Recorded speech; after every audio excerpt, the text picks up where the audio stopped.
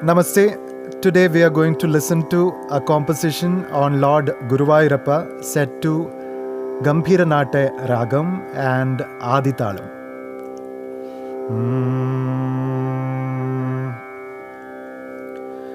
Rakshamam Sharanagatam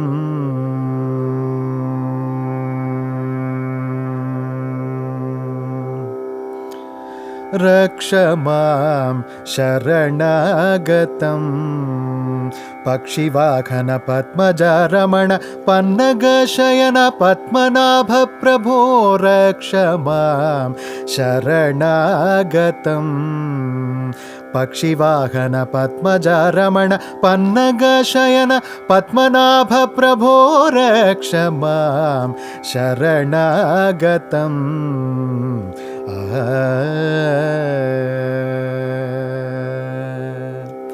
Lakshanajita Shubha Lakshanajita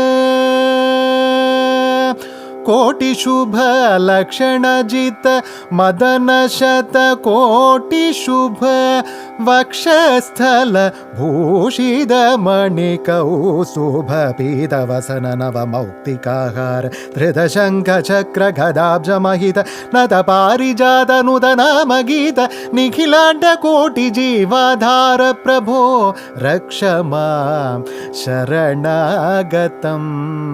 Pita Vasana Nava Mauktikahara Tridashanka Chakra Gadabja Mahita Nata Parijata Nudana Magita Nikhilanda Koti Jivadhara Prabho Rakshamam Sharanagatam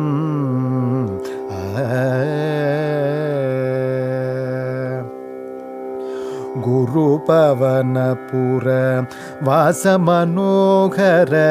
Girijadhava Sannuta Jagadishwara Guru Pavanapura Vasamanohara Girijadhava Sannuta Jagadishwara Paramabhakta Paripalana Chatura